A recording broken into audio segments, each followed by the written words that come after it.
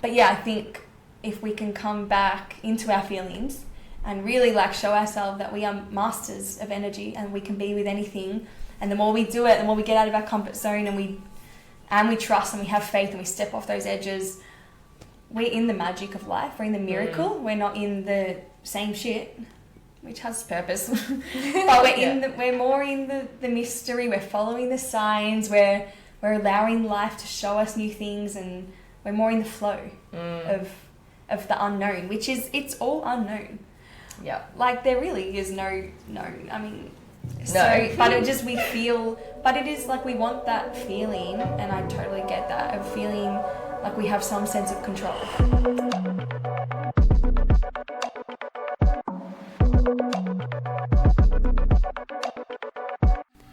What is reality really made of?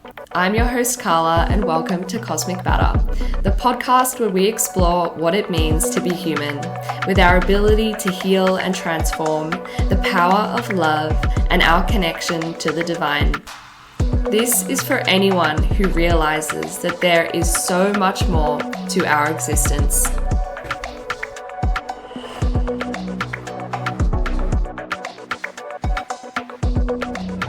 Welcome back to Cosmic Matter. So today we have Taylah McIntosh. So Taylah and I met through Taylah, another friend of mine, an astrologer.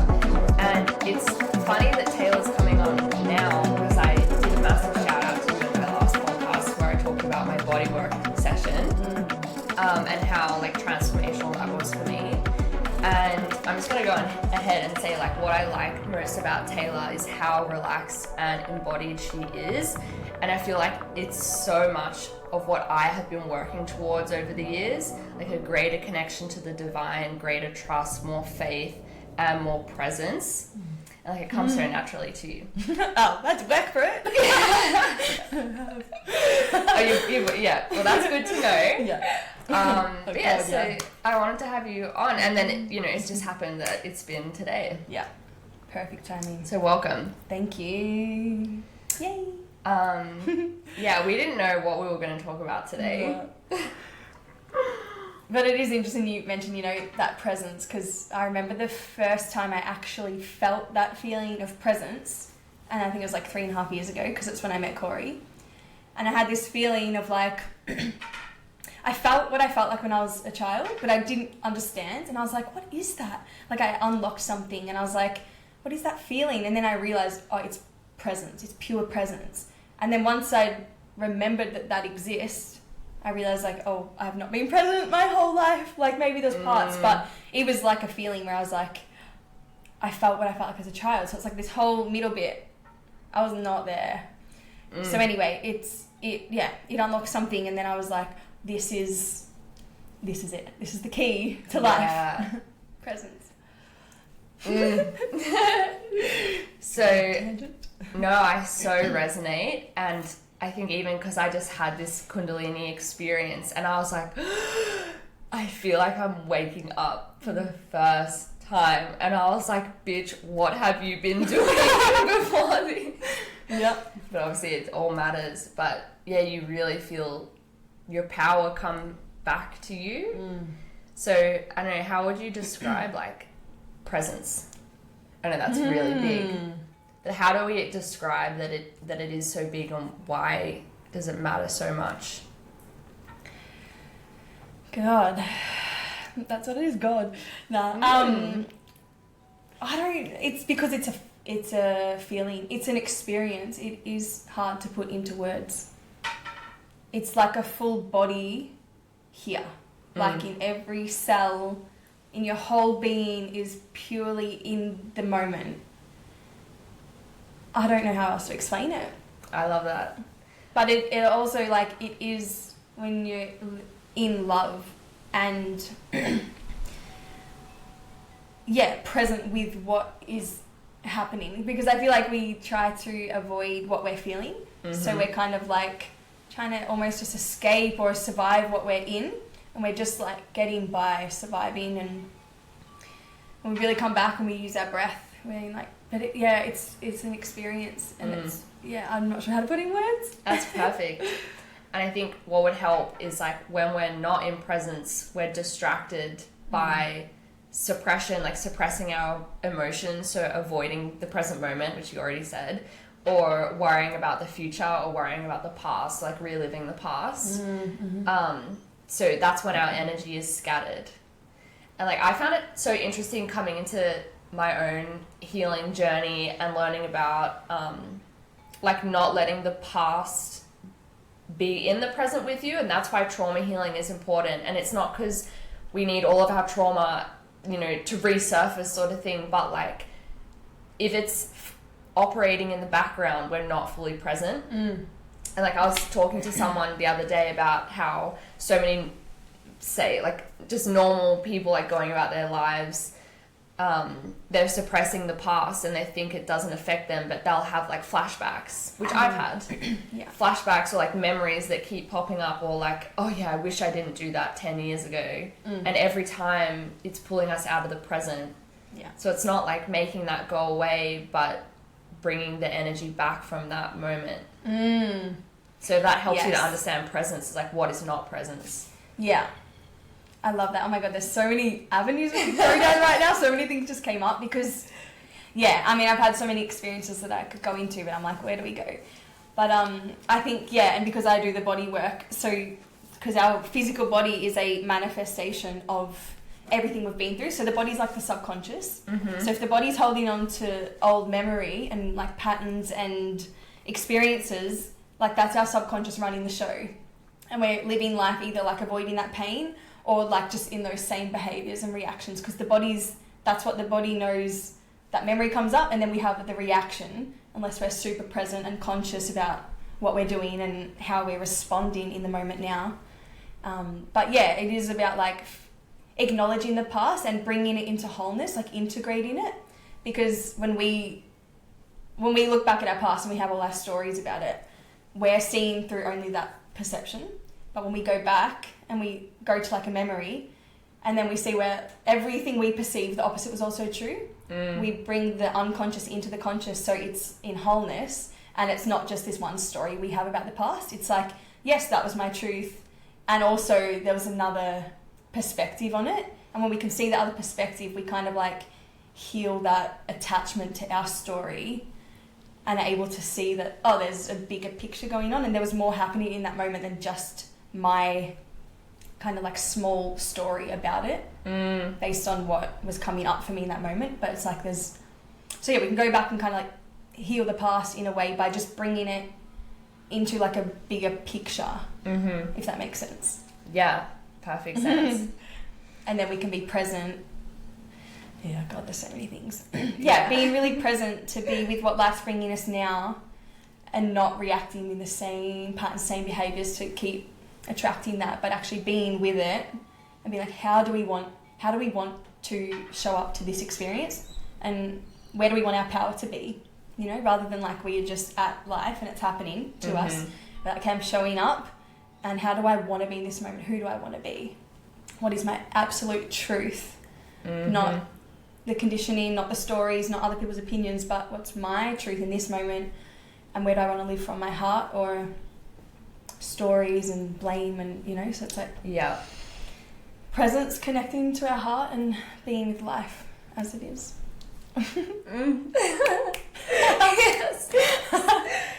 But that's just bringing up a thing for me, like where so often I've wanted to get to a better place, and just this specific memory that's popping up is like in 2021, I remember I was in an environment that wasn't serving me and I was trying so hard to build my business to be a certain thing, and I was just starting to transition to mindset coaching, and then after this everything like fell apart. Like I made really big changes, but everything was moving really fast. And I remember saying to my cousin, I was like, I feel like I'm running out of time. Like I have to get these things in place. And like there was so much like chaotic energy. And I think that had to do with my soul path, in that I knew very, very big changes were about like to take place.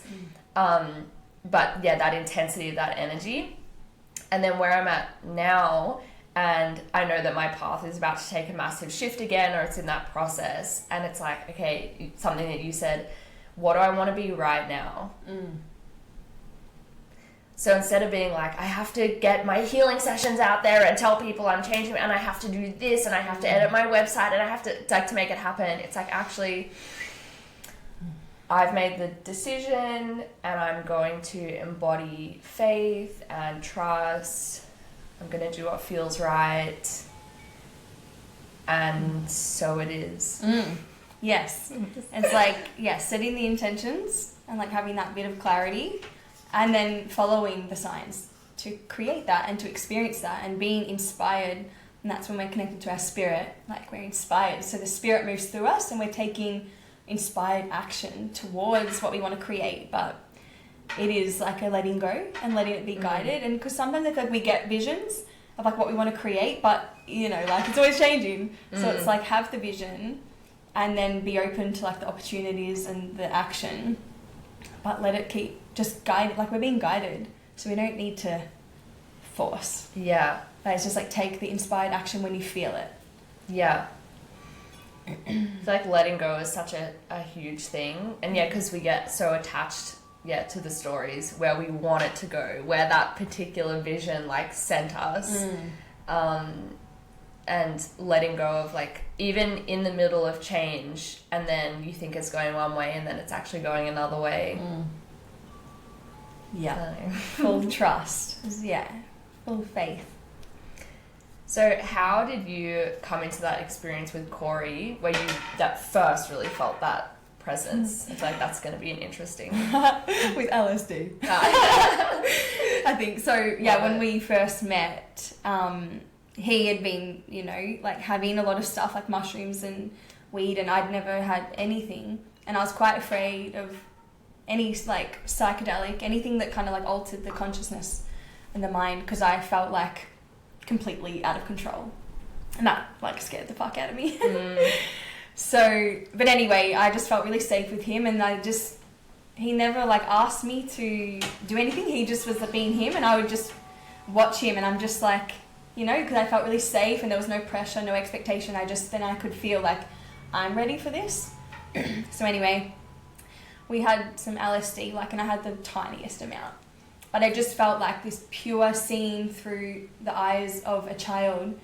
Everything's new without all the like the stories and the heaviness of everything that I've been carrying and like being programmed. And I was just able to like see life, like literally just looking through fresh eyes, you know, like present, like seeing the colors in my breath. And I could feel, it was really about like, I was in my body, I was able to feel everything. Like I wasn't, I guess before that I had been like in a little bit more in the head, like thinking about what I'm doing, what do I look like always thinking about how am I being perceived, you know. But this was like a moment of like, all that was kind of just gone. And I was like in my body, and I was just like, I was just here, you know. And then when I felt that, I was like, what is that feeling? Like I couldn't understand it, because I was like, it reminded me of when I was a child, and I was like, what is that? And it felt like you just can't explain it. But then the more we journeyed with different things, and because that unlocked something in that moment, I just realized, it's pure presence. And then so my partner Corey, when he died, he committed suicide, and I found him. In that moment where I found him, it was like pure presence. And I think that was even more than, it's like I got a taste before that of like presence, but this was like pure presence. It's really hard to put things in words, but you know, I could feel my feet on the earth. I was pregnant with my baby, and I was kind of like just so, you see something that's so like shocking, that's so unexpected, that you're like, everything else falls away, you know, and you're just there. And that was, I think, the first time I felt like pure presence. And like I was saying before, I've done another podcast on this, but like that, when you're pure present, you're in unconditional love. And then as you start to, this is my opinion, or my view, like as you start to feel and think, like you're experiencing the perception of it. So like this, that, and we're labeling it, and we're seeing it through perceptions. But when you come out of that, I mean, it's all still perception, I guess, but you just become like, I was just one with the experience. There was moments where I wasn't thinking, I was just like in the moment. And it was a really powerful place to be. And that's when I feel like I got to taste that pure unconditional love, pure presence. And especially because I just witnessed my partner dead, I was like, it was pure unconditional love, you know? And then I went through all my things about it, like the process. But in that moment, it was just like, I just felt there's only love. It's all love. And when we become present, we are in that. And there's so many things. Like when I do my body work with people, it's like under all this pain, under all these stories we have, under all these trauma and experiences we go through is love. And I see it. Like I gave someone a session last night, and when they finished, they just said, I said, do you want to share anything? And they just said, there's only love. And I was like, that's exactly what this is about. Like it's under all this stuff that is meant to be there. It's showing us things we're learning, we're having a human experience. Under it all is pure love. And when we become present, we can feel and be with all of that stuff so that we can access the love and be with it all. Wow. Yeah, and so Taylah has another, she recorded another podcast and spoke like in detail about that experience of finding Corey and how you went after that as well. And it was so beautiful. Like you really shared a lot about how, because you were in pure presence, you weren't labeling that moment, and there was actually a lot of beauty behind it. And you didn't have the human story of like, this has happened, which therefore is bad. You actually were so present that, I mean, correct me if I'm wrong. But yeah, in that episode, it was really like eye-opening. And I think we, you know, when our attention is scattered, and so we're living our human stories, and energy's going to the past and energy's going to the future, and then we cling on to the things that we know, like to try and make us feel safe. But yeah, that safety is from within, because there is only love. Like, so there is only safety within, and the stories actually cloud that. Yeah. And we think like having what we perceive to be a stable job, or, you know, stable people in our lives, like with certain reliances, we think that makes safety, but it comes from within. Although of course, community and all that's still important. Yes. But what I found almost funny, like in my Kundalini experience, because it was like a full-blown acid trip just out of nowhere. But what was scary at first is I was like, I'm completely sober and this is real. And being like, we actually are in the acid trip. And that was it's funny now, because it was so incredibly beautiful, and it's, you know, it's changed my life forever. But the times where I've done acid in the past, some of those experiences which weren't as positive because I wasn't in a great place, or I was in avoidance or whatever, and I remember being like, I want it to end, like I'm done now, I'm tired, like I want to get off. And then being like completely sober and being like, this is actually life actually is this beautiful, it actually is this magical, this is real, and being like, you can't get off. Like, You're on the ride, babe, you're on the ride, yeah. And it's funny that we run away from that when it's actually the most beautiful thing to exist. And like, I know, just if I'm telling this story about Kundalini to listeners that might be intimidated by that, but now it's like normalized for me, like it is so safe, and yeah, it is that pure love. I just talk about it in truth, but like it is really beautiful. Yeah, and I read something the other day in one of my cards, and it was like, there are two vibrations, there's love or fear. If it's not love, it's fear. And it's like in those moments when we have these moments of like, I feel like all our senses come online, and everything kind of becomes more like real, you know, and then you become really in your body and present, and you're like, oh, I'm actually here. I'm in this avatar, and like we're in this miracle, and it's of the mind.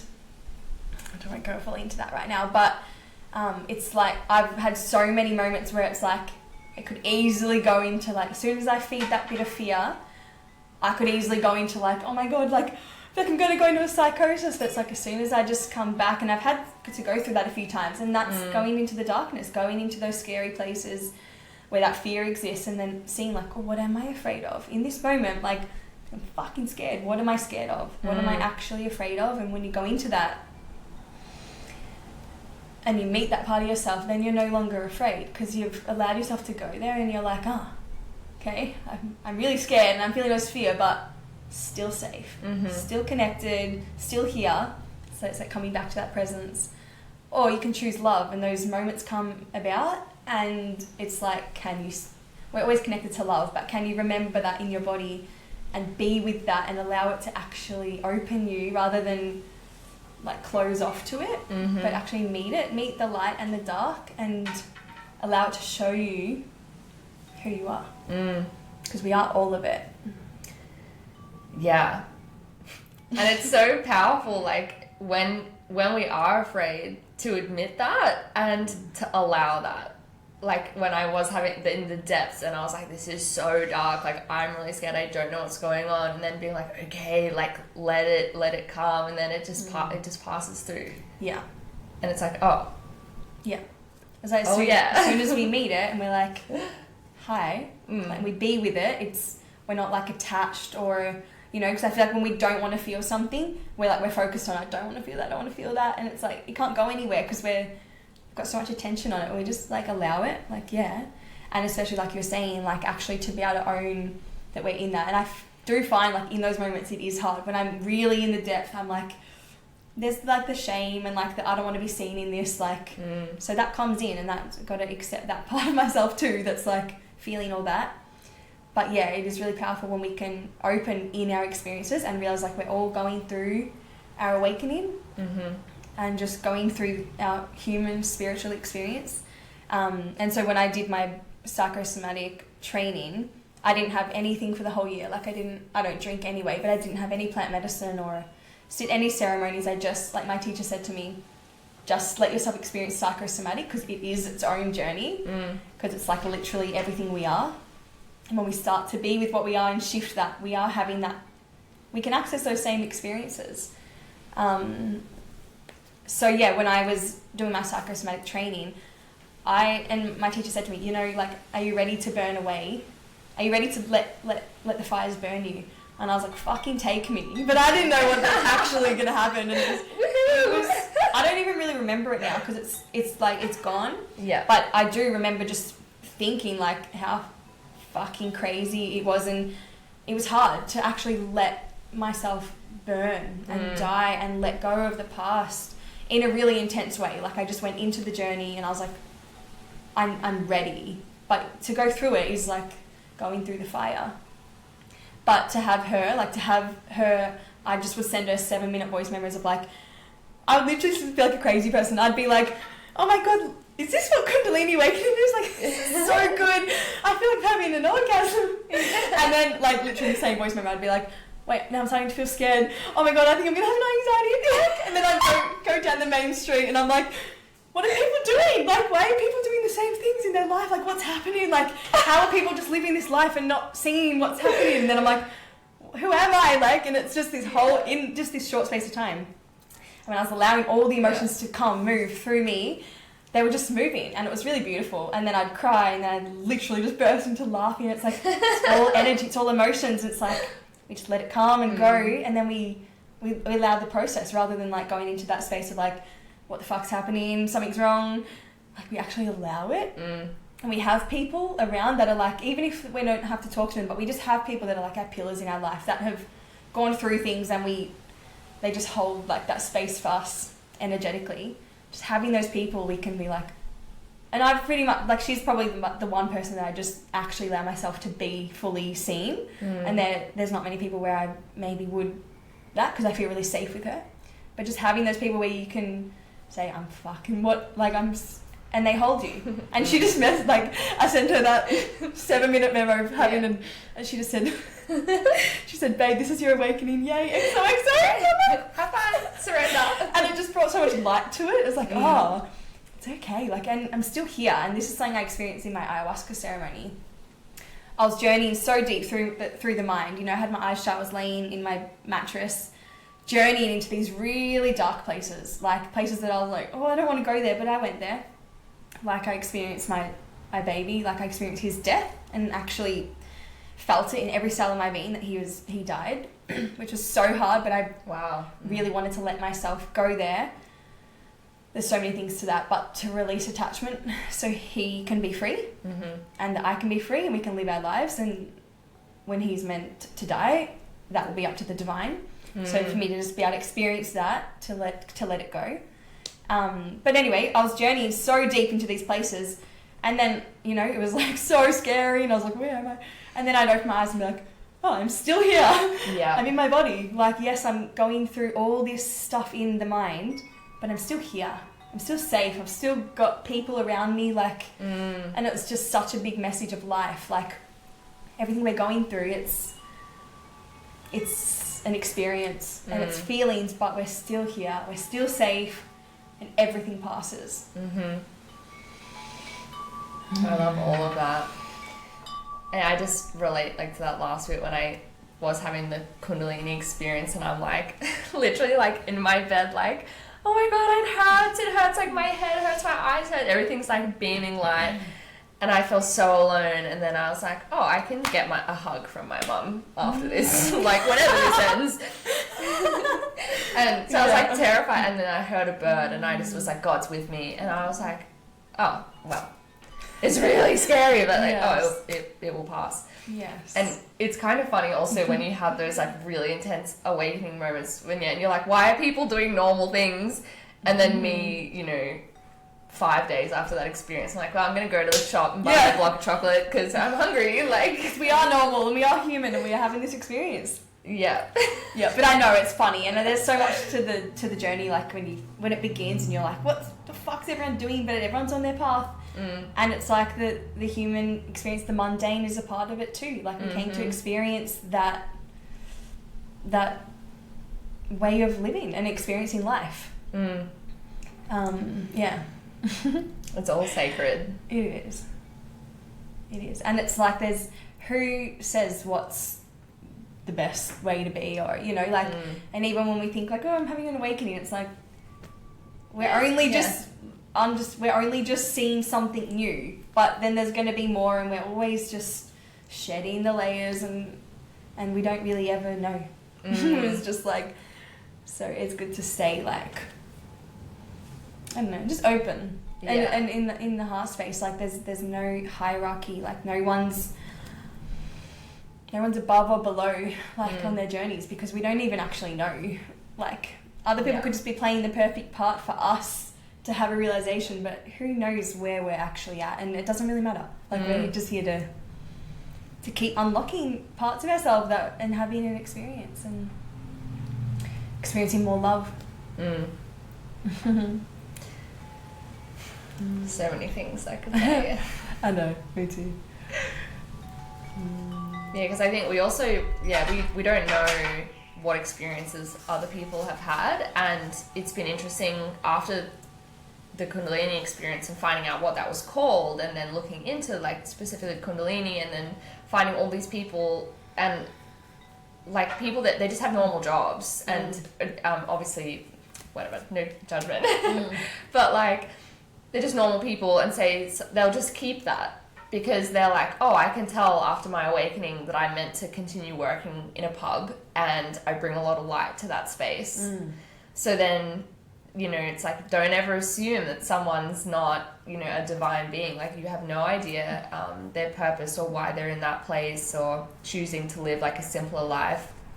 Which is funny, even as I say that, because I'm now simplifying my life and realizing that... you know, I built up my business to be a certain way, and, like, high ticket offers, high support, which I really love doing. But now being like, oh, actually, I want to be really accessible. I want to be busy. I'm realizing I've, like, been gatekeeping the healing work that I offer, and I haven't really allowed people to fully see that, and like, just wanting to, like, let go.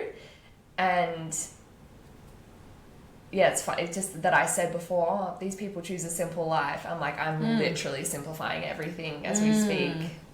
Yeah. Yeah. Yeah, me too. And it feels so good when you can let go of all the need to do anything, the need to be anything. Like, you know, we're always on that journey of expanding and creating. So we kind of are always like doing and taking action. But yeah, like bringing that balance in of like, yeah, can I let go of any need and any attachment to have anything, and actually what is it that I truly want? Like, what am I searching for? And yeah, in that presence, coming back to that, it's like everything's right here. Everything we want and desire is within us. It's a feeling. We actually want the feelings that things bring us, so we can actually access that now.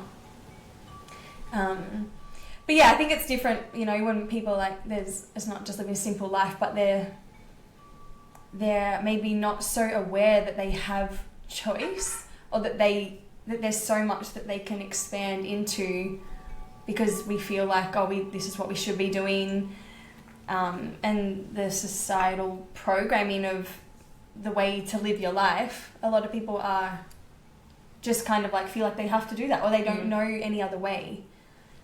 So it is important, I think, to like, for people to know that you have choice, so that they don't feel like a victim to life, but to be a conscious creator. So no matter what they're doing, even if whatever it looks like to someone else in a pub or whatever, none of that matters. It's actually, are you in alignment with, are you choosing this for yourself? And how are you showing up? Because like, yeah, we don't want to be going to work and having to like be in a shit job we don't want to do, and then we can live our life. Like, we want to be in every moment, we are who we want to be, and we anchor in our own unique frequency, and we bring it to the world no matter what we do. And especially in those places like pubs, like that's amazing if we can bring, in that place where there's like a lot of alcohol and maybe like unconsciousness, we can bring that light into those places so people feel that.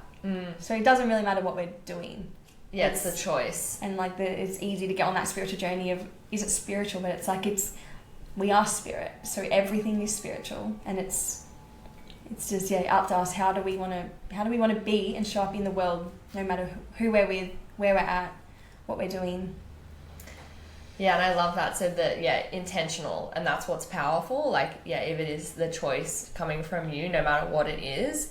And it makes me think, like, last year I worked some hospitality shifts for my mum because I had time. I was like, I could do with some extra cash, and it was so fun. I love that. And I was like, I feel like I'm meditating, and like I'm gonna be the best waiter ever, and like talking to the waiters, and even I was like, oh my god, I haven't been in hospitality for such a long time. And because it was fun to me, it was like really fun, and it didn't stress me at all. I had energy being on my feet. Like, it wasn't many shifts. But then suddenly one day, pretty much God was like, okay, cool, you've had a little bit of a break, because I wanted actually a break from focusing on my business all the time. And he was like, you've had a bit of a break, like, you're done now. And I think I did one more shift, and I was like, it's done. See ya.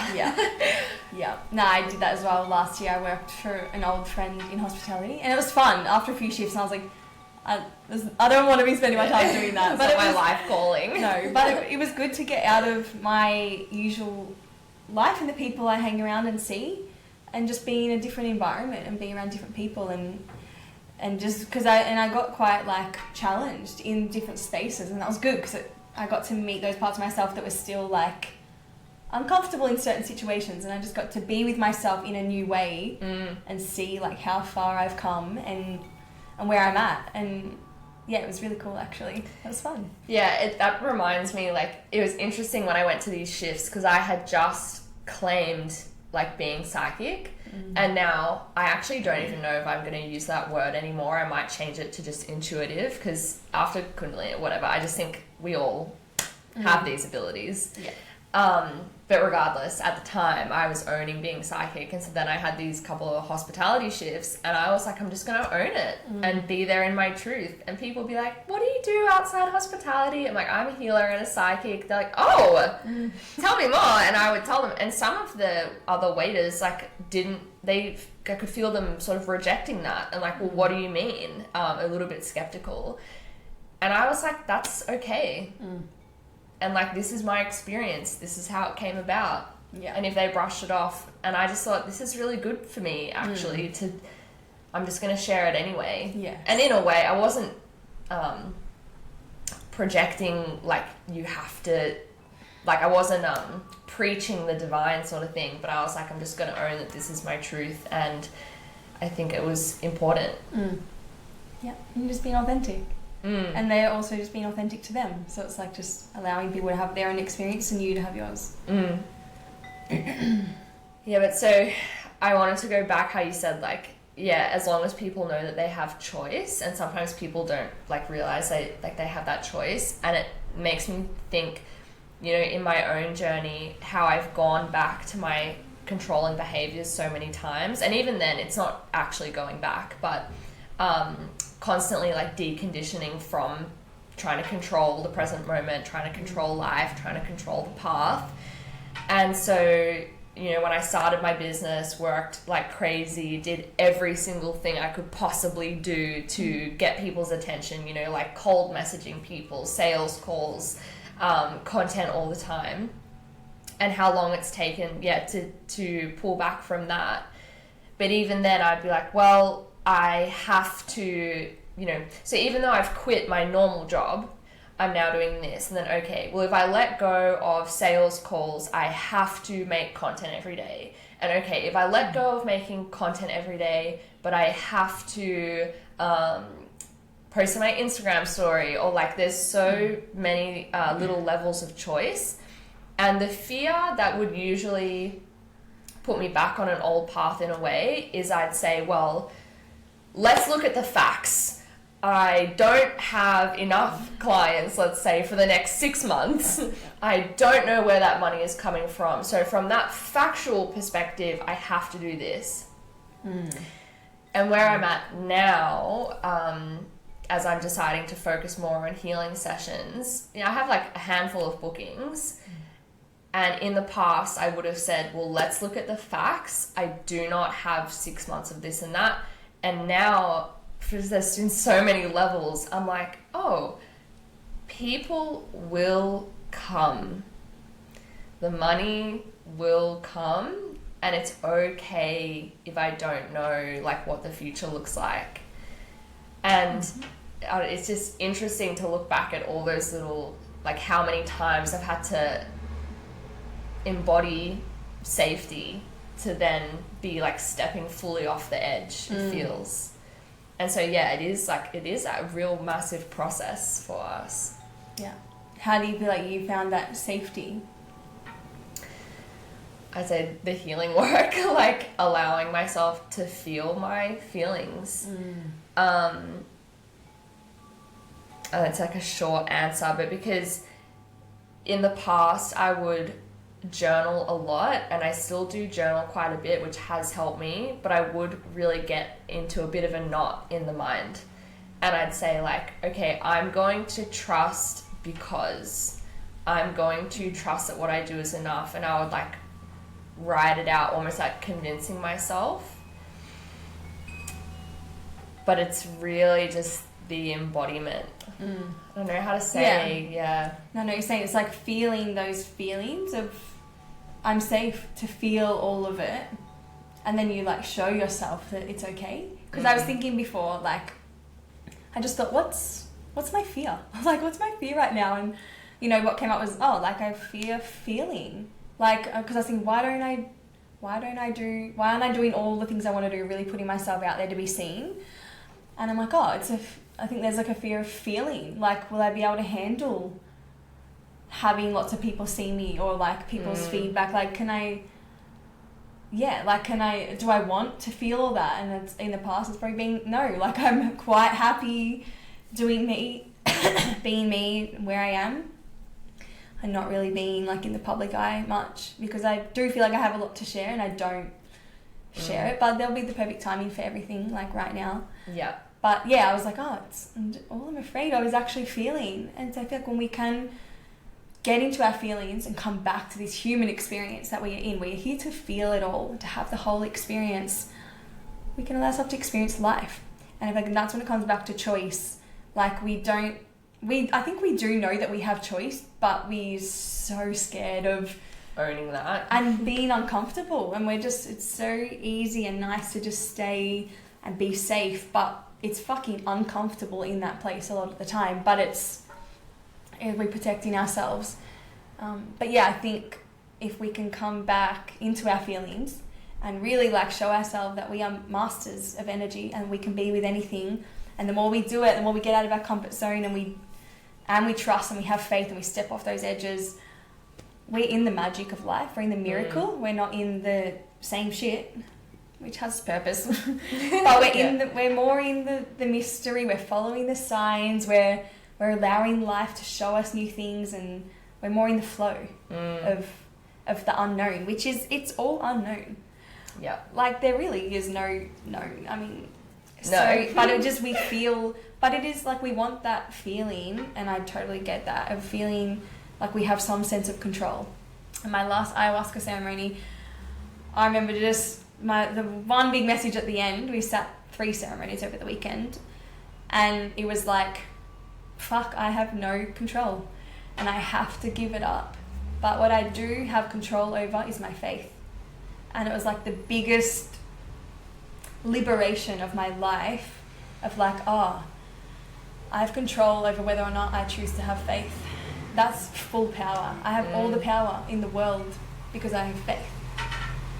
I don't know if I can control anything else, what happens, but I get to control my faith and choose faith, and it's powerful. I love that. Well, because it feels almost comic to me, like, and I talk about this a lot, the people that do listen to my podcast, like, how in my fitness business, like, I was so focused on building up and following the plan, and what was taught to me was like, you know, if you do the numbers, you message a certain number of people, you book a certain number of sales calls, this will happen. Like, you'll make 10K a month. And it never happened like that. It never did. And I obviously, like, sometimes I made 10K and over and what, but it always fluctuated. And I'd be like, yo, this step-by-step plan, it is, like, is not working. I love that, because this is like, this is the universe being like, are you following your alignment, or are you doing what someone's told you to do? Is that your truth? And I love when this shit happens, because it's like, it's not, that wasn't your absolute inspirational driven truth. Maybe there was parts of it, and maybe it was, but, you know, or like, we're getting taught lessons, like, it's not about what we think we want. It mustn't be what we actually want, because we're not getting it. So what else are we being shown? Like, and that's cool when we trust and we have faith, and we're not attached to the 10K, and we're like open to like, what's actually, there's so much more than money. Yes. Money's one part of it, and it's an energy, but I mean, I've had such a big journey with money. I honestly feel like I live in, I know I'm abundant, it's the truth, and a lot of the time I don't have money, like, but it always flows, and it's always there when I need it, but I've never had, like, there's so much that story. When Corey died, I did get a lot of money, and then we spent that, and it's like... Invested it, yeah. And I got heaps of my musical instruments, which is all, and I invested it into so much of my healing work, so you're right. It really did it went into all the lessons I needed to evolve, so it's not... Everything's just teaching us. It's not actually... I don't think we actually want the things. It's like we want the experiences, we want the lessons, we want the understandings. But one huge thing with money for me is like, I was so like wanted money, you know. I've always had faith. I've always been quite like open with my money. Like I used to work full time, and I let it go. Like I never really saved. Where did you work? Like what? I worked in real estate. For ages. I mean, only reception and admin. Oh, okay. It's still funny. But yeah, I was sitting at a fucking desk, 9 to 5. I was a receptionist, so it was fun for a bit, and you know, it taught me so much how to be, you know, gain my confidence of like on the phone, and then like owning myself and not. But yeah, I stayed in that for a while, but it was all perfect. But I would not go back to that now. Just sitting behind a desk. But I would literally wake up and just feel sick and be anxious, and like just thought that was normal. Like, I felt sick every day because I had to go to work, and because this life I was living, and I'd live for the weekends the weekends would come, I'd have fun, probably go out and do drugs, whatever, drink, because I'm just trying to like have as much fun as I can. Yeah. And then Sunday would come and I just feel like, oh, okay, I've got another full week of something I don't really want to go do. And I think that's a long time, 9 to 5 every day for 5 days. Like, I just think that's wild. But yeah, I don't know where I was going with that. Well, you were talking about investments. And money. Your money, I've always let money come and go. But I feel like I always wanted money. You know, after that money we spent that, I was like, oh, okay, I'm back to zero. I've never really been stressed because I'm quite comfortable, because I truly do feel like when I need the thing, it happens. Like, it's just, it always comes. And I just trust that if it's not there, it doesn't really affect me at the core. But there's definitely the stresses and the worries and the things that come up of like, oh my God, like I need money. But at my core, I just feel like, oh, it's all good, like truly.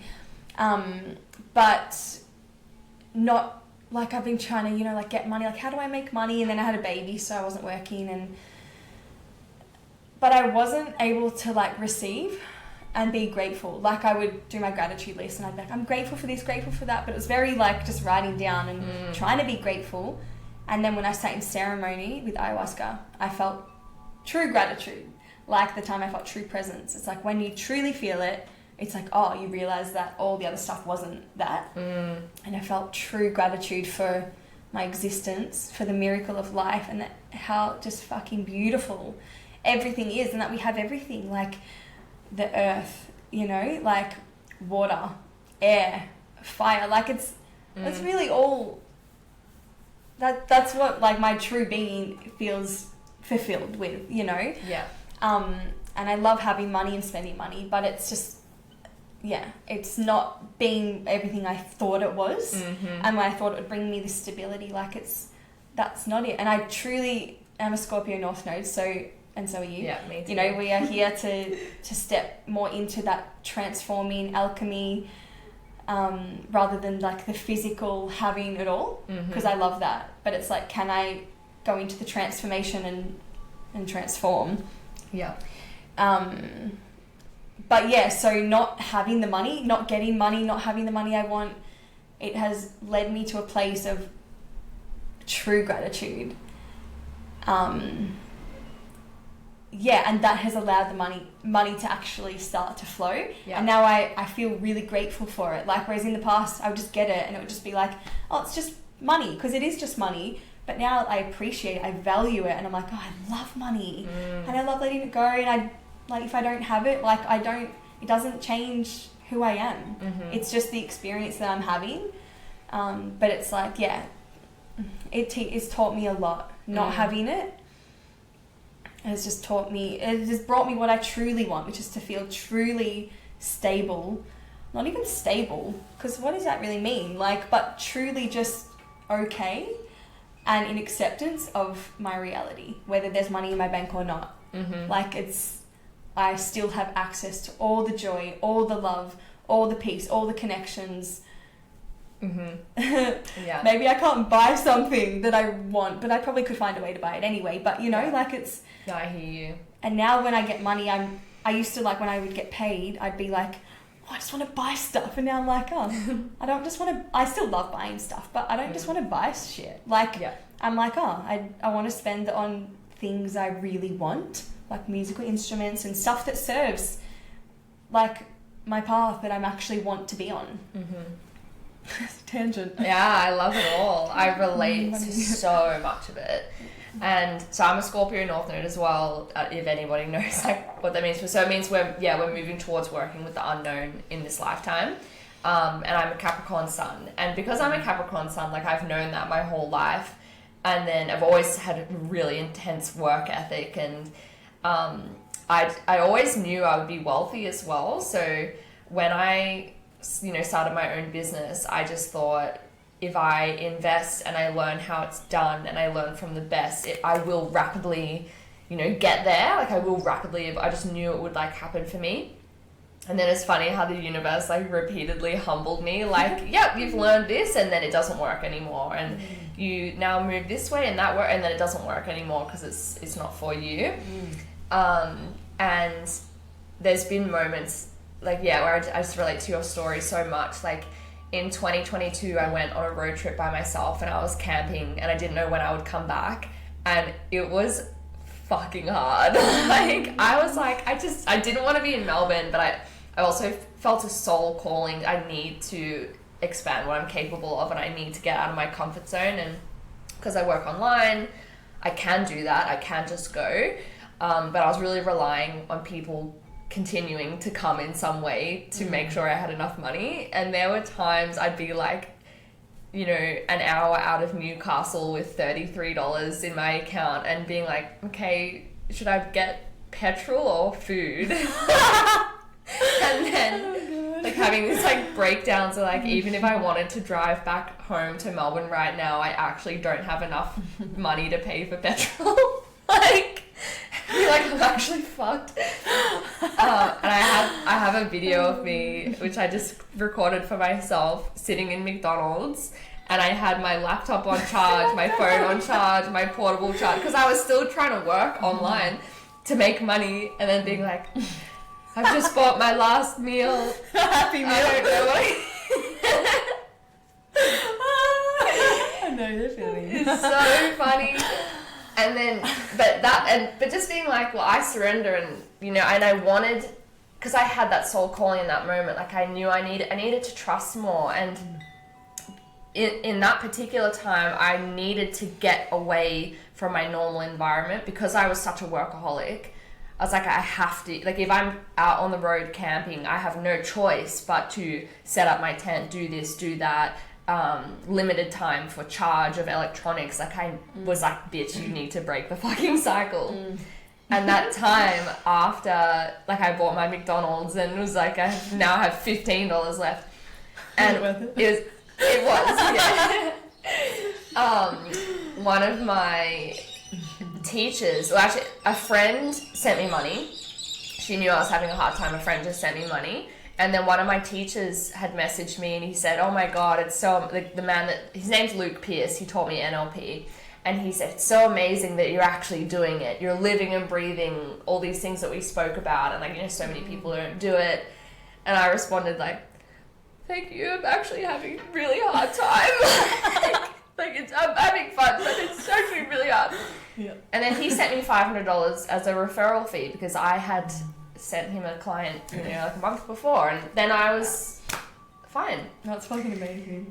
Yeah, and I just love that I did that as well. Like, because when I had that feeling of like, I think I just have to go, and I'm so glad I trusted that impulse. But it's funny now, like in the present moment, because my business has been going really well, but I've recently been squeezed by money also, and certain things just weren't working anymore. And I said on this podcast how I was in a psychic development program, and I was enrolled in working with this mentor and a couple of other things, and then because my Kundalini awakening took up the entire month of January, like I just wasn't, like, I couldn't work properly, and I was just getting squeezed, and I was like, why am I falling further and further behind in this? Why? Like, I have money coming in and I have clients. Why am I being squeezed in this way? What is happening? And then being like, something is not right. And I think because we've had this journey with money and like not relying on it, I was like, oh, so I'm in the wrong spot. It's not that money isn't showing up for me, it's that I'm in the wrong spot. And then when I reflected on that, there was many reasons, but being like, oh, I'm not meant to be in that program anymore. I need to listen to myself. Oh, I've been, talking to a particular person that I've not wanted to engage with anymore. Like, why am I still doing that? And like, oh, pulling my power back. And also, as I've already mentioned, I was doing high ticket coaching and then being like, wait, actually, I don't want to do that anymore. Like, and it can still exist, but I want to be really approachable. And since then, like one of my clients paid out her fees early, and then money just came. I was like, there we go. There's the flow. And like, it was me blocking myself actually. Yeah.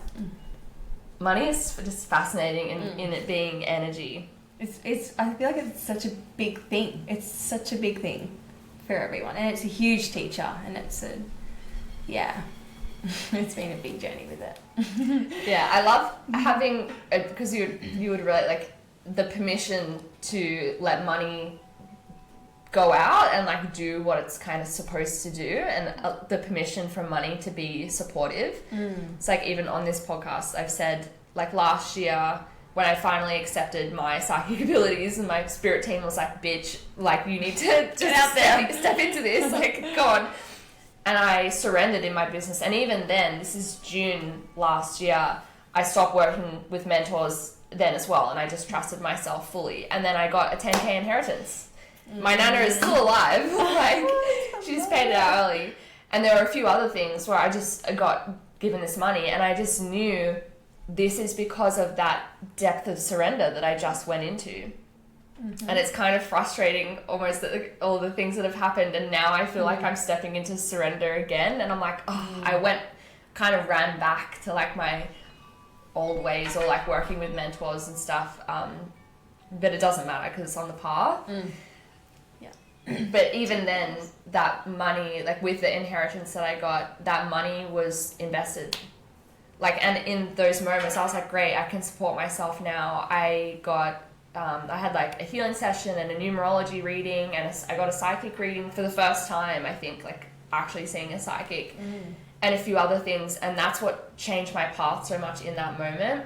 So even though that money like isn't here now, because a few times my parents have been like, where did that go, or something, and I'm like, it was put to the greatest good. Like, if it was in my bank account and I was doing the same thing as a year ago, like, to what purpose is that? And like, I know the shifts and things that I've made recently, even to just say, like, then coming into my Kundalini awakening, 100%, that's because of what was invested and what I did for myself and the healing work and the this and that. So it's nice when we're allowed to use money for what it's made for. Yes, exactly. And to evolve. Like, we're here to have an experience and to grow. And we've all got our different, values and what we want to create. But yeah, I like to live like that as well. Like, I'm investing in myself. I want to live connected to myself. I want to live and keep opening to love and having, the life I want to live, not about what I have, but how do I want to experience life, and that comes from within.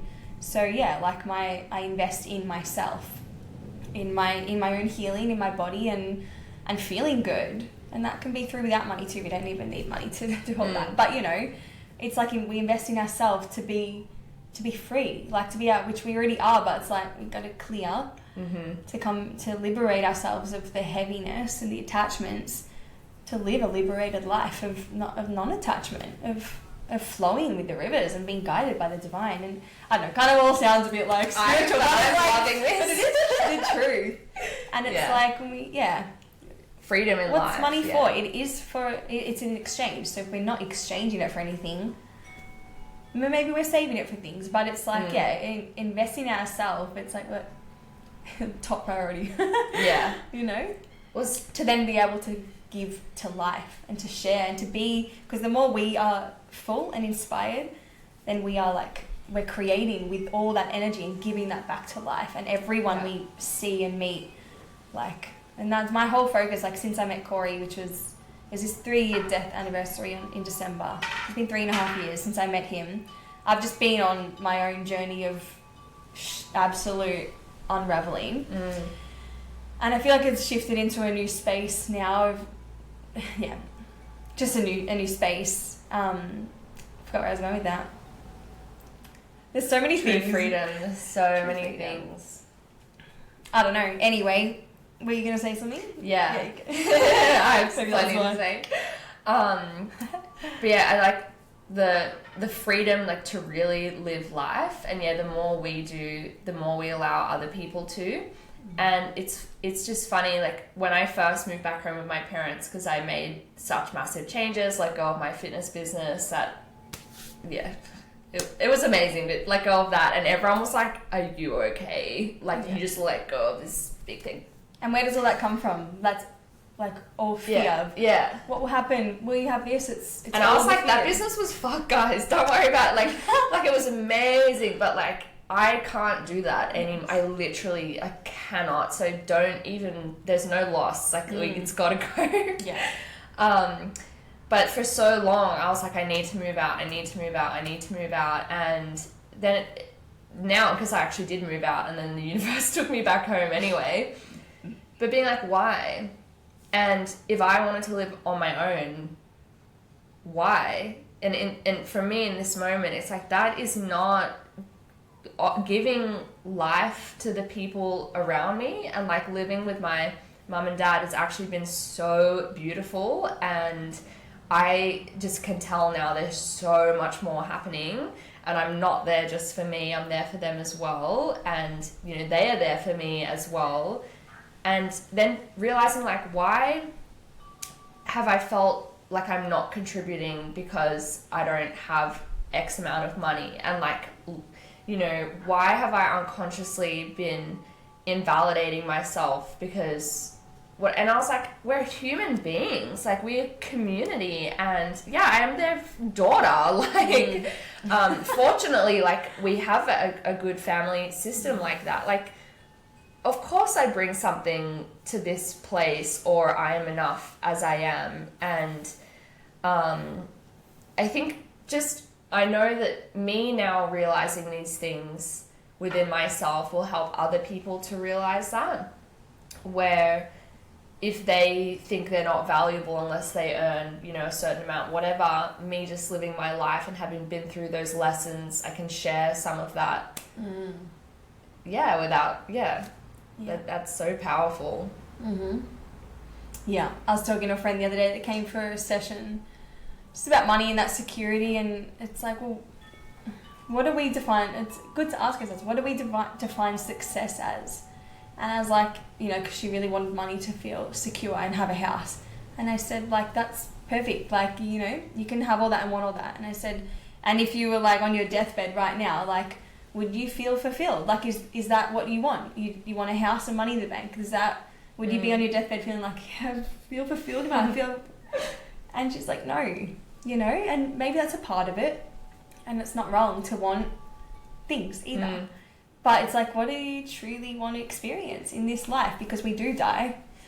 And it's like, what, yeah, for me, I'm like, I've just come to a point like, I want to experience my creativity. I want to experience like what it feels like to dance and create and be in connection and come together in community. I know every time I'm like around music and in community, I'm like, there's nothing else. Yeah. Like, we can actually live, like, we get to choose. We could choose that life. We could live in full community where we all have our things in exchange and we're doing what's truly lighting up our soul. But we are where we are as a human collective, and we're meant to be here, and it's changing. But yeah, it's like, what do you actually want? Like, do you actually want money? And you can still want that, and yeah, just seeing like there's so much more. There's so much else going on. And when you're in love and connected to love, like, you don't need the things that make you feel safe, because you're like, you've got it. You're already in it, and there's nothing that's you can be given, because everyone knows this, when you have anything external, it can be taken from you. Your house can be taken, your money, like, we're under, if you abide by that, we're under the law, and it's like, it's not really do you really own anything? Like, we don't. It's the divine. It's up to the divine. So I think when we can let go of those attachments and find that inner, what we want, that inner peace, and even more than that, like our inner aliveness, then we can just be with life. And oh my God, I have so many stories, like, of not even having money, but the pathways that open, like, just the people you meet. And that's why, like, I've heard it so many times, like on Instagram, like, your frequency is your greatest ally, you know, your frequency is your greatest currency. And that's what I've been working on in this past year. Like, I've been celibate for 2 years, and I've just been in myself, cultivating my own energy, what I love, what inspires me, and the doors that unlocks, like, people, because they feel you, and like the amount of like experiences I've had and things I've been gifted and been offered because of the vibration I'm in. It's like, I don't need the money. Like, I can get to exactly where I want to go through other things, through exchanging, through gifts. Like, there's just so much more than one way of living and one way of getting what we want. Like, there's so much more. So funny. I've been celibate for 2 years as well. That's crazy. It is crazy. I wasn't planned. Was yours? No. The last person I slept with, I respected, and I already had, like, I just cannot do it unless I respect them. And, like, I've done so much trauma healing from when I was younger, and I was like, I'm living my best life, and just slept around. And then looking back, and like, I was not living my best life. Like, I actually was unhappy. I don't regret it, but just being like, oh, I actually was really desperate for love or connection in some way. And then after that person, there's been no one else that I want to engage with like that. But it's funny, like, I think you just know. And like, I've been on dates, and more dates have come my way than ever before, but you just know, like, what's for you and what's not for you. One day my friend and I went to like a full day sort of dance event, and I was like, woohoo, just like dancing. 3 men asked me out. One guy invited me away for the weekend. One guy like invited me to dinner, and another guy was like, do you want to like catch up after this event? And I was like, what the fuck? Like, thank you so much. Like, and it was funny because when I was younger, if I went to a dance event, I would dress up and like have so much fun with it, and I would be like, I hope someone notices me. Like, I hope, you know, a guy notices I'm the best dancer here, like, because I'm so beautiful. And then this time being like, oh, I just came here to dance, thanks. And like, you seem lovely, but I can tell it's not like a thing. So it's cool. So interesting. It's good. And that is it. Like, you know, when you come into yourself, and I think being celibate, you're not mixing with any energies. I don't even think I really spoke with anyone for at least 1.5 years. Like, you know, even messaging. That's just the way it was. And I was still processing Corey's death. And then I had another partner. We were together for 5 months, and that was really fucking challenging to end that. So I was processing a lot. So it literally wasn't really like even a thing. But anyway, like, you become so discerning of what you want in your energy field. And when you start to like actually like yourself and like the way you be and who you are, and you're like, I love being with myself, then you don't really want to be with anything that doesn't match that. Or it doesn't have to match it, but, you know, like, you wouldn't go and do something. There's no need to get something that's not actually giving you anything more than what you already have with yourself. You know, like, I don't know if that really made sense or came out the way I meant it, but... Oh, I have a specific memory that comes to mind where I had an ex-partner that was like emotionally manipulative, like emotionally abusive. But back then I probably wasn't the greatest person ever as well. But I had to do like a lot of trauma healing after him. But I had just split up with him, and we were together for like 1 year. And then I had driven to my job as a personal trainer in a gym, which I love doing. And then I was driving home and I was playing music, and I just was like, oh my god, I forgot, like, I'm amazing, and just all this energy was coming out of me, and I felt like a fairy, and I had completely forgotten.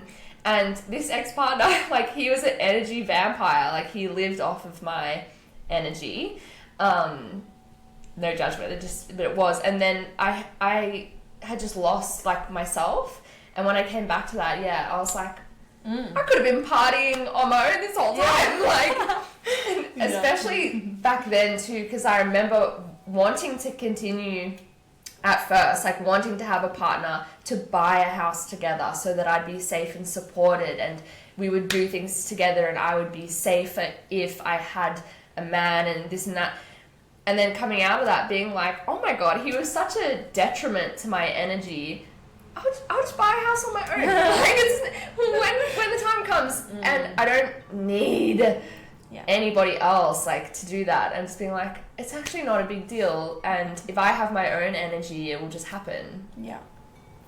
God, so many things just came up then. But I've forgotten them. But one thing was my friend that came for bodywork the other day, she was, you know, just talking about how she's been with her partner for 5 years, and she's like, she's like, he doesn't want to talk about marriage or babies, and I was like, do you want to marry him? And she's like, she was unsure, and she said, I just want him to commit. I want that commitment. And I said, do you want to commit to him? Do you want to marry that person? And she's like, oh, well, you know, like, I don't know, but I want him to commit because it feels like he could leave at any time. Like, but do you want him? Because so often we want things and we want to feel that safety, which I understand, and I want that too, you know, like, of course. But yeah, like, how much are we just desperate for the outside to give us what we think we need, but we don't even, it's not truly what we want. Like, we don't even actually want that. We just want that feeling of, okay, safety, which is not even that anyway. Someone can say to you, let's get married, and go cheat on you. Like, you know, it's, which is not good, but it's possible. But yeah, when we come into ourselves, when we've cultivated our own sense of connection.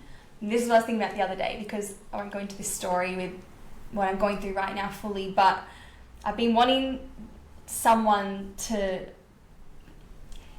connect, to come into this connection with me, and being like, you know, like, we'd be so amazing together, like, I feel the love.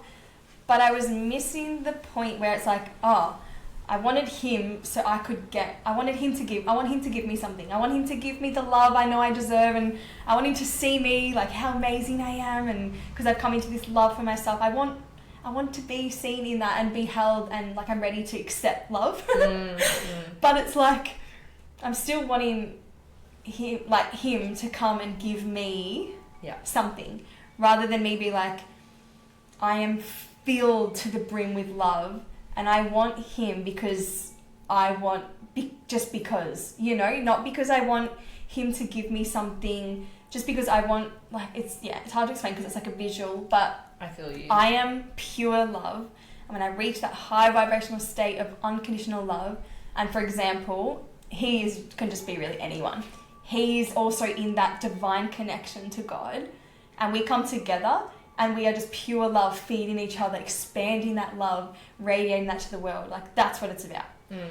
Whereas in the past, I felt like I was wanting him to see me. I wanted him to love me, but because I wasn't fully had my own connection, which is there, but I wasn't tapping into it and embodying it. So I'm like, I know, like, I'm worthy of love now, blah, blah, blah. When's someone gonna love me? It's like, no, like, I am everything. I have access to everything, and I've been, just the past few days, it's been really shifting. I've been at the beach, like, you know, I wish he was just here. And I'm like, well, why? Like, yes, it would be nice. And I do, like, it is important to have relationships and connections, but can I just let it go and let it happen and know that I don't actually need this one human on this planet to give me something, to give me what I'm searching for. It's like, no, how can I be my fullest self, my fullest expression in my creativity, where I'm not needing someone to bring in that void that's missing, be fully me, and then share this life with another, share this life with people. But I'm whole, I'm full. And so then when this person comes in, we can be together, and I'm not in that fear of, what if he leaves? What if, you know? Because then I feel like, oh, then I'm alone, then who am I? But it's like, no, I know who I am. I'm creating my life, and if the divine wants us to be doing that together, weaving, we will. And if we have to go off, we'll go off. So it's like coming back to that full faith, having our own connection, and then everything that happens is, we're okay with it. We can let it come and go. And I think, like, a lot of times we don't know. Like, and things will come in, and then maybe, like, they expire, and we have to let them go. And that's why I had to experience Corey's death, to truly accept that it's not up to me, and that I can remain in unconditional love no matter what happens. I have myself through all of it.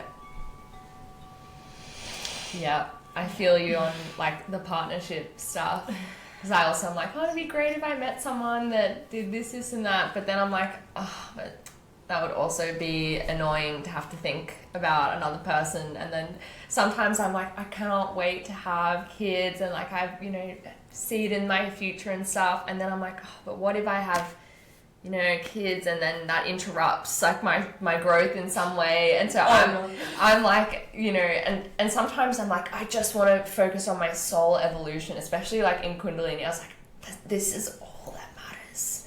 And then I'm like, actually, I do want to have family. Like, it's that will fucking evolve your soul, if anything. Yeah. And relationships, because they are mirrors, they are teachers. Like, it really is all. Everything that happens is just bringing us back to ourselves. Oh, we've been on some different tangents. I like this. You know, with partners and things, I found it interesting last year because I did really deep, like, trauma healing work for a long period of time. And I came out of that with, like, really strong boundaries and then also, like, knowing myself. But I also then was a bit like, you know, if a man is interested, he would express that and take me on a date or do this or pay and certain things like that. And I noticed over time, like, it was quite a conservative viewpoint. Like, the man would provide and, like, play that more, like, masculine role. And I'm not sure when it happened, but I think I just saw a video one day and I realized, oh fuck, I've actually been blocking myself by giving away all of my, like, responsibilities to someone that, like, doesn't exist.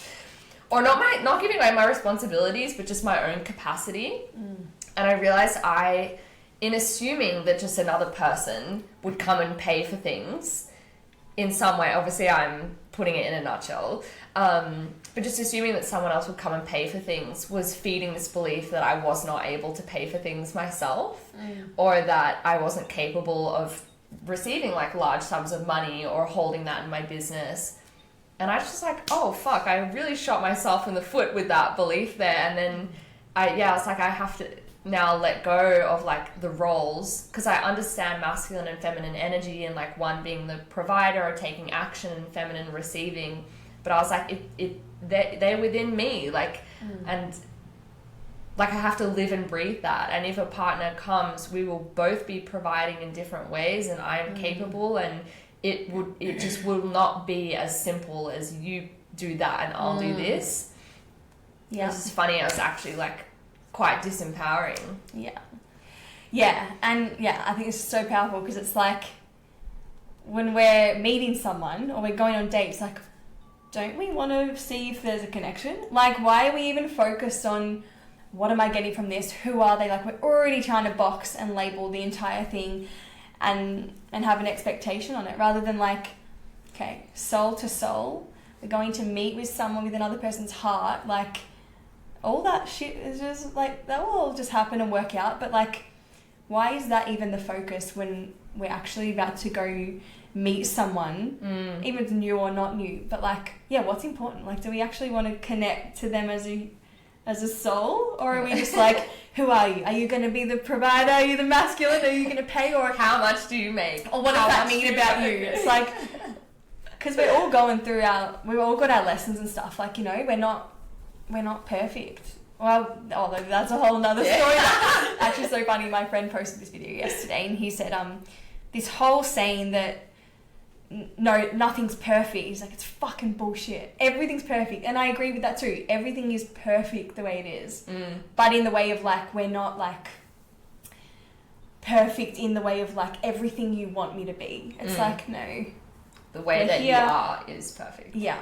And, like, you know, when you say going into those situations thinking, like, are they going to pay? Like, you're in co-creation. So it's like there's, like, a bit of, like, that self-righteousness or that energy of, like, they better give to me what I want or else, you know, rather than, like, also, what am I coming to give to this person? Like, but it's really about coming in as there's so many layers to everything. I would say coming in as equal, but then there's also, like, we're not equal, we're different. But it's coming in and seeing each other as, you're not below me or above me, and not needing to, like, box them in, but just opening that energy field and allowing a connection, which is what you're kind of going there for, unless you're going there to get free dinner. Well, it's funny because then whatever we're putting on the other person really just shows what we're putting on ourselves. Like, if me previously being like, you know, they have to pay or do this or do that. It just shows like I don't feel like adequate in that way. And I think back to my early 20s when, well, I don't know, probably sometime in my fitness business, which is not that long ago, like 2019, 2020. And I remember going on a date and being like, I'm building like an empire, and like I'm building this really big thing, and like I'm a big deal pretty much. Just fucking check me out on Instagram. Yeah. And it's funny now because to me it's like quite vapid, like very superficial and just clinging like to the physical. But back then, like I didn't really know how to express who I am, and what my essence is, and it's just funny because like when I was at that age, I thought I'm ticking all the boxes and like I would be a great partner because of blah blah blah. Like yes. And now I'm like, oh god, like you stay back in your mid-20s and I'll stay here. Like, and then when I meet people like that now, I'm like, good for you. Like great. Yeah, exactly. Because it's like it's just a part of our experience, but it's not who we are. You know, all these things we do and be. It's just one part of life that we're experiencing now. Yeah. I actually have a big sort of question for you, which came up. Really need a wee. So we can pause. Or you can say, or no, pause. Thank you. It's fine. Because I'm like, I could keep going, but okay. So I have a sort of big question for you. Yes. And I've already said to you before how I have loved seeing you as a mum and the way that you interact with your son and live your life, and it's just really challenged what I thought like motherhood would look like or what it should look like, and opened up what is possible and that it can be relaxed. I don't know if it's relaxed for you, but relaxed. Can be. And my big question, because we were just talking about relationships so much, like how has this changed your perception, like because Corey isn't here like parenting with you, and what comes to mind for me, and this is if you're comfortable answering this, like because I've done my own trauma healing and I know about other people's trauma and stuff, and like, you know, if their parents get divorced, for example, that's like a massive thing for people often, and even the smallest things have been like massive for me. So do you have any thoughts on like what is life going to be like for your son, and now that like not having Corey here, and obviously you probably wouldn't have expected that. What do you mean by what? What's the actual question? What? Like how do you hold that all on your own and then, you know, feel fully safe to do that and letting go of what should be? Yeah. I think I was gifted the opportunity to accept and have full faith. So I kind of like had to let go, which has gifted me a lot. And to understand that there's a higher order. And that, you know, I've done so much through that journey of processing and healing and grieving so hard for Zari, my baby. Thinking like he doesn't have his dad, like, and just to coming into full acceptance that he chose that, we chose that, and we're here, and there's so much more than that one reality. Like, there's just so much more. Like, we are literally living in a miracle, and Zari knows that, and he has a connection with Corey. He has his own connection. Like, Corey's in spirit, so. I think it has been the biggest gift. And this is what I was saying to my friends the other day. The day after Corey died, obviously I was the most like distraught I've ever been, but I was the most liberated I've ever been because I actually felt a sense of connection to something beyond what I had thought was real and true. And I had faced my fear of death and felt something beyond and felt a connection to spirit, to a higher universal consciousness that freed me from a lot of stuff.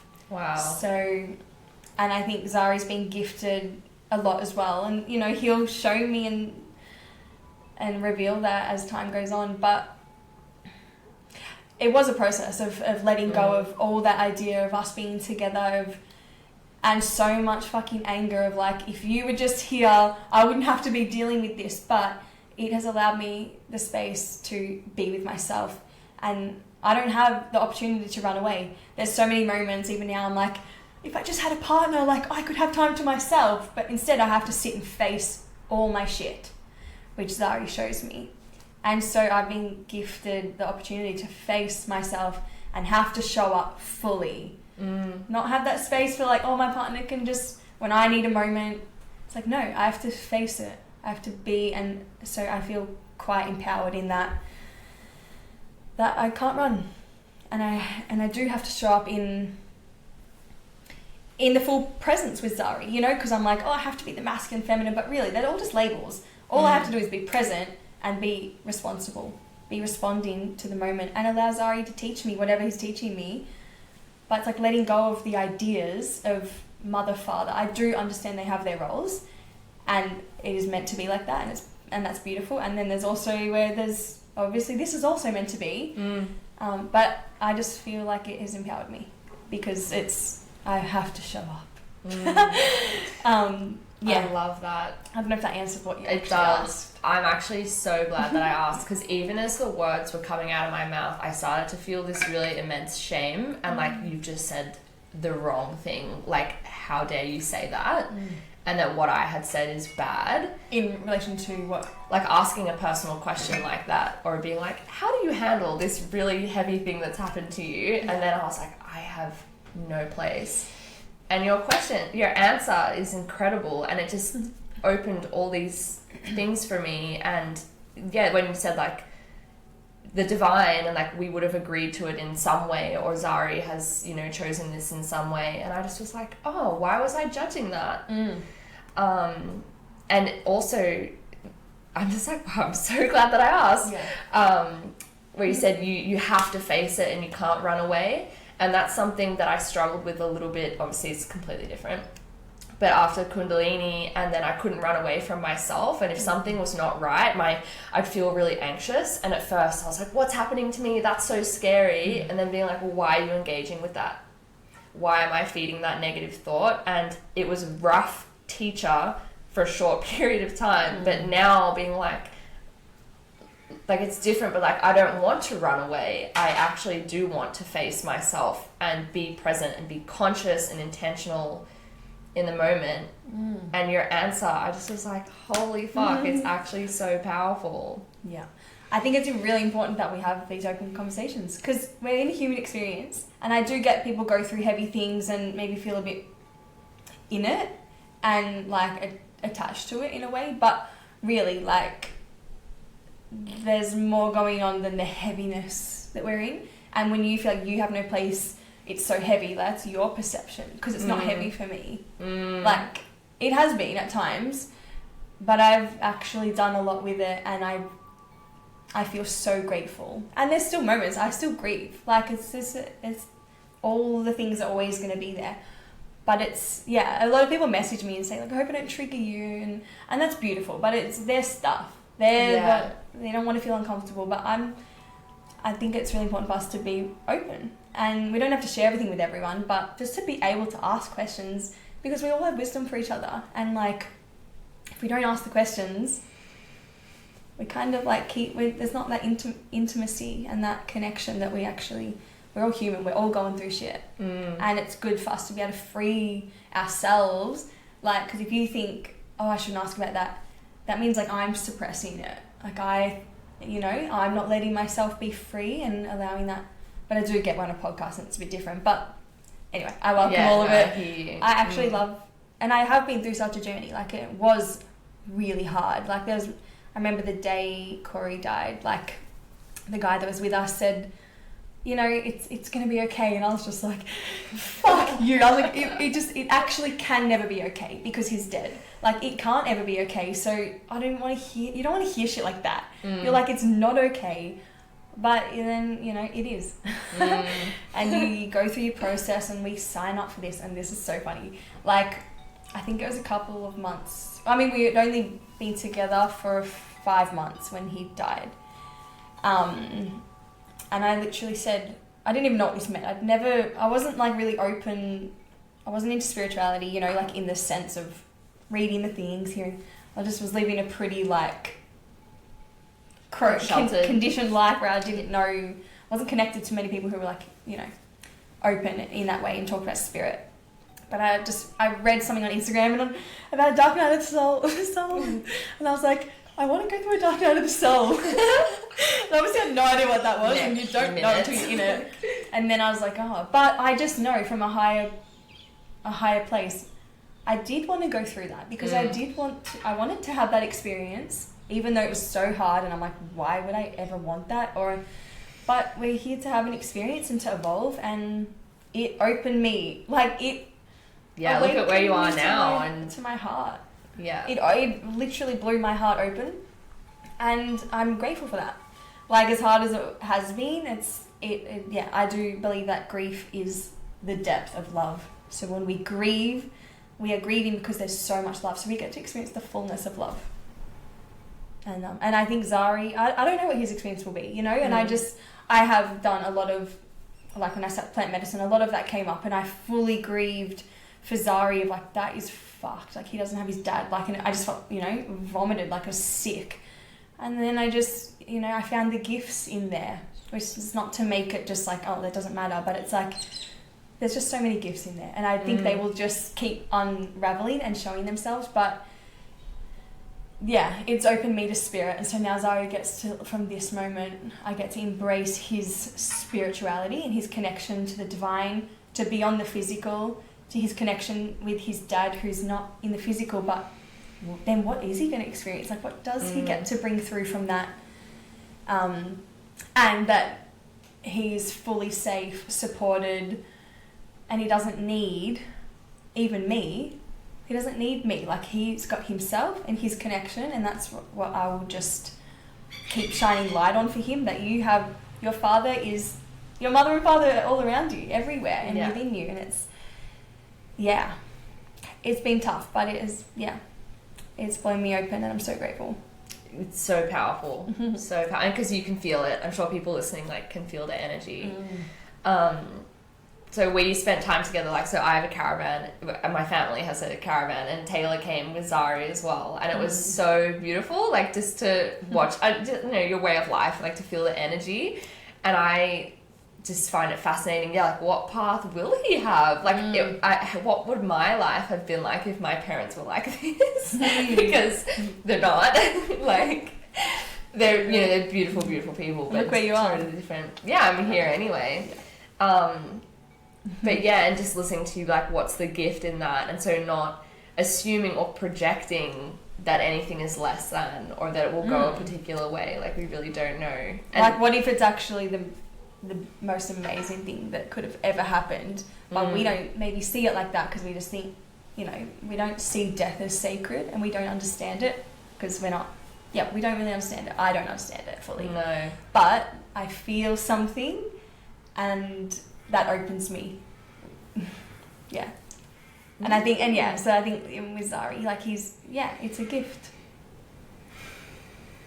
There's so many things I could go into, but there's so many big stories, but yeah, you know, like, since Corey passed, like, it's like, the day after he passed, I was dancing. I was like full grieving, full in shock still, and like, this cannot be my life. Like, I did not want to go through it. I was like, fuck this. Like, I don't want to wake up. I do not want to wake up in the morning. But there was so much beauty in all of that, and so much opening, so much shedding.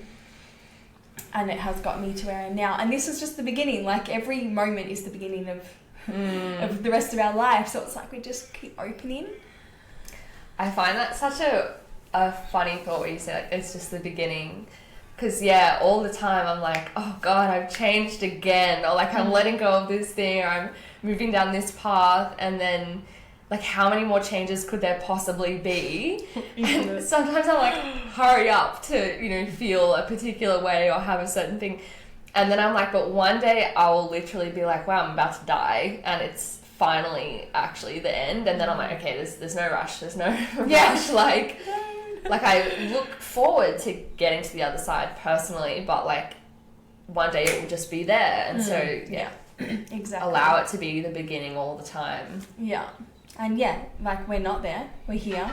So do we choose to be here, or are we, escaping, wanting to distract? Yeah, come back to the feeling, come back to the present, and then we get to receive the gifts and the blessings of the miracle. Because I said to my friend the other day, I was like, fucking take me to the angelic realm where I belong. And she said, the angelic realm's here. And I was like, oh, yeah, that's true. You know, and I just felt like this is such a gift. And my other friend, she does psychosomatic therapy as well, but she's quite connected. And she was saying, because she gets shown a lot by spirit, that, what was I going to say? Oh, it's gone. Maybe I wasn't. Can I turn the fan off? Because it's making me a little chilly now. Yeah. Did you do this? What were we talking about? Yeah, it was just melted, you know. I don't really look after my things. Did you do this? No, it's a candle. It's not good. Why is that so funny to me? I was like, that's a good one. Anyway, I don't even know what we're talking about. So, what were we talking about? The gift? The new beginnings. You wanted to go to the angelic realm, and then your friend was like, it's here, and she gets visions, and she's very connected. Yeah, so she was kind of just saying, like, she was being shown by her star family where she came from to be like, you will come back here, but do you know how much of a gift it is to be human? To feel the contrast of that and to feel the heaviness of the physical realm, and then get to remember the love. And it's like you get to experience it even more because you've experienced the contrast. Whereas if you're in those higher realms, which I'm not really speaking from my own experience, but you know, if you're in the higher realms, like you're in that love, like you're in that oneness. But when we come down here and we're in the heaviness and the contrast and the duality, we get to feel that and then remember. And what an experience to feel so in the opposite and then get to remember. It's like an awakening every time. Like, oh my God. Yeah. And every time you have that, you're like, it's so exciting because you weren't feeling that. And so it's like, it's such a gift. And she said, you know, we are here to channel the highest form of love where it's needed. You know, like we just want to go there. But what if, like, can we come here and can we serve this place, this planet with the love? And because we do have the connection to that, the high realms, bring it through, like transmute that heaviness with the power of love. So much I want to say to this as well. I'm so glad that this has come up. How we're connected to the divine and being here. The main thing that I want to say of several things, after, like, so Kundalini, obviously the Kundalini experience isn't that big a deal, but just a recent thing. Because it amplified energy so much, anything that made me doubt myself, created such a physical response. And it was fascinating because things I thought was serving me actually made me feel disconnected from the divine. So like the psychic program that I was in was an amazing program, but there were a handful of things, like we would say like protection prayers, and I previously was saying them every day in the morning before I would meditate or like before I'd see a client. And then I started to do that after Kundalini, and I just felt immediately disempowered, and I didn't even feel unsafe in any way. And then I said this protection prayer anyway, and it was like, what for? Why am I calling in another being? Although, of course, we can always call on like God or whatever we resonate with, and it's still real. But I was like, if I don't feel safe within me, outsourcing it to these words, like we mentioned earlier when we journal, but it's from the mind, and it's like almost trying to convince ourselves it's not really the feeling. And I just thought that was so fascinating, because I thought with my connection to the divine or psychic ability, whatever, I thought I had to go and learn some things and like learn how to navigate the space. And then after Kundalini, being like, wait, if I just trust my intuition and trust what feels good, it just is, it's there.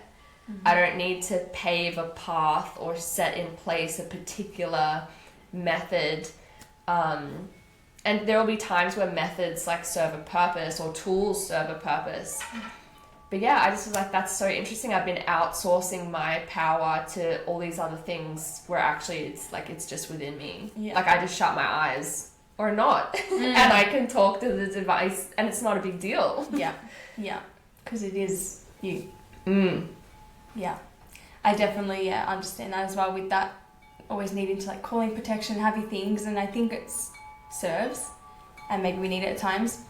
But it is like when you're in full faith and trust and you're like, I'm on my highest timeline, whatever happens is happening for me. Yeah, like you are that. Like of course you're protected in all moments. Like maybe there's moments where we want to call it in because we wanting to feel it, but it's like it is, you know. And when you become it and you integrate that, like you are that. You don't need to constantly be. But there is a time where we have to like reprogram ourselves, I think, and kind of convince ourselves if we're not feeling it. But then become like, I am it. I'm all of it. And one other thing I really want to say with just being a mother, it's like that is something that will radically transform you. You know, like I think a lot of people think it will, what's it called? Halter? Like be a hindrance. Yeah. Hinder. But it's like it's all our choice. You know, like what we choose to do with everything the universe is bringing us is a gift. What are we going to do with it? How are we going to show up to it? And so like with Zari, that was a lot of time where I was like in blame. Like if I just had Corey, like I wouldn't have to be going through this. But it's like, well, actually, what is this asking of me? It's trying to get me out of all my fucking shit, all my patterns that I'm just staying safe in, and get me to pave a new way and to shift out of that. But yeah, like nothing is actually limited by having a child unless you decide it to be so. You know, like, and it can actually expand you. And yeah, I've taken Zari to Doofs. I've taken Zari traveling. Like we do all the things, and he's got me out more than I ever was. Yeah. You know? So it's just by just not listening to other people's opinions or like hear them. Always come back to your sovereignty and decide for yourself. What's your truth? What do you want? If we live for other people, we're going to be fucking unsatisfied and resentful. So it's like, I'm going to let that shit go. Yeah, I love that. Yeah. I wanted to share that. So admire your presence. Because even now I have not too much time, but like I'll be like, oh, why am I on social media? Like I'll go and do something and then be like, yeah, I have a lot of time. And so why have I assumed that certain things would like hold me back? Even I consider myself an artist more in my work and like the way that I am creative in my business and hold space with people, or even with the content I create now, I think it's all like art, or if I write something, it's art. But I never thought like I could draw or anything. And in 2020 in lockdowns, we didn't have anything to do. And I was like, oh, I'll learn how to draw. And I like did a few like little YouTube classes. Then I stopped thinking like I wasn't very good. And just recently, one of my friends does light language, and she teaches people art through light language, and like they just connect. I've done the class. You connect to the divine and just draw whatever comes through, like with your eyes closed. And it's been so freeing and so easy. And the other day, I think it was like Saturday, and I didn't really have anything to do, didn't really have any plans. And I was like, maybe I'll draw. And that old voice in my head was like, oh, but it will take so long to set up and get the materials out. And I'm just like, I have nothing else. So I got my pencils and paper, and I drew a bird, and it was actually really good. And I just thought, yeah, where have I absorbed this from someone else, and it's not a truth, and like, I don't know, just consciously like let that go and allow this to be, and it doesn't have to be good, and using what I have, it doesn't matter. Like all I have is colored pencils. Yeah. I don't know. Yeah, it's funny. creative expression, you know?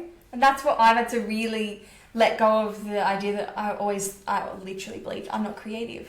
And that was my belief. And so I didn't let myself even have fun or create anything because I thought it had to be a certain way.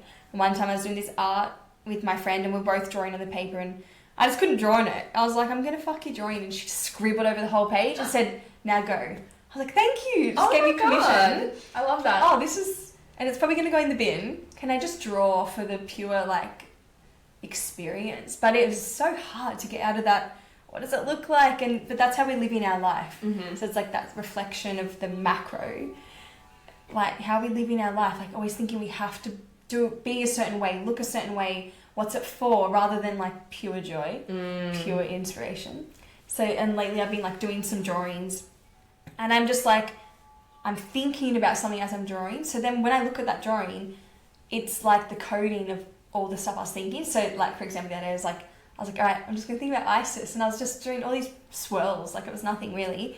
But every time I looked at it, I was like, I felt codes of ISIS. Mm-hmm. And it's all about intention. It's like, it didn't actually matter what it looked like. It's about the way that makes me feel, you know, rather than like, because I'm not really good at like drawing. Because like I don't really want to be. Yeah. I don't like it. I'm not interested in it, so I don't really put energy into it. But it's like, can it just be for the fun? But that's the thing, you know, when we say like we're accessing the divine, like it's not, the divine's not out there. It's just a part of us that is divine. But sometimes we're in the fear and the lack of, I'm shit, you know, I'm not a good drawer. But it's like tap into the divine part of ourselves. It's like, oh, it's all divine. Yeah. It's all fun. I just want to say something that I thought was so funny. So like the other day when I was like, I'll draw something, and I first just because like I wanted to kind of practice, even though and now I'm like also put the thought of practice out of my mind. But anyway, so I drew a candle, like the one we have behind us, and I enjoyed drawing that, and it was really good. And then I was like, what will I draw next? And I thought, I'll draw my headphones and I'll put them up to the screen. I was like, I'll draw these. And I literally was like, I don't really want to draw that. And then I was like, no, go ahead. Like, if you want to be good at drawing, just draw whatever. And I drew it, and it was so fucking shit. I just drew like the outline, and then I thought, what am I doing? I don't want to draw it.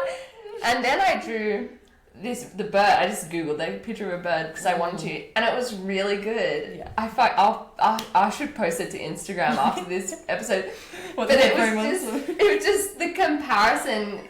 Like it was like, why would I bother doing something I don't want to? And I have to show you a photo. It just looks Did you finish the headphones? No, it's just like an outline.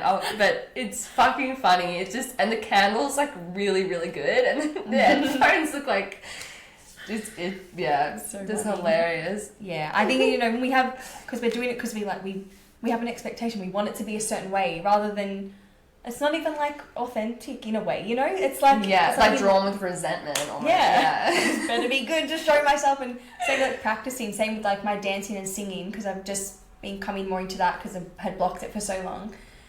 I'm always like trying to practice to get somewhere. And it's like, but then I'm not in it and I'm not actually going to get to the place I want to be because I'm trying to get somewhere. But if I actually just let go of all that expectation and need, I can be where I want to be, which is just in my body. Dancing and singing rather than like practicing to be good. Yeah. And just let go of all those ideas of what that even is and just be with myself now in the experience. Like that is the practice anyway. But it's like we have expectations on things and then it's like, what's the point of living life like that? Like with the expectation to get something, to get somewhere rather than for the pure experience of because we want to. There is like so much more that I can say, but I sort of feel like that's really just such a beautiful conversation as it is. Is there anything else you want to share before? And tell, so if we are wrapping up, like, tell people where they can find you and a little bit more about what you do, I guess. Cool. Yeah, I feel that feels like a good space to end. So I'm doing psychosomatic therapy, bodywork, which you've experienced. So they're like 3-hour sessions on the table working with emotional release therapy to clear the body of the past and to be present, to be free, like everything we've spoken about. And my Instagram, I'll link it down below. Awesome. I think it's Taylah Rhiannon. Yeah. _ I don't know. But Last time I did podcast, I put the wrong one in there as well. But yeah, Instagram. I use Instagram. That's really about it. So yeah, love it. Thank you so much for coming. Thanks everyone for joining us. Let us know if you have any questions. You can reach out to Taylah as well. She would love that. Yay! Thank you. It's okay. Love you. Bye.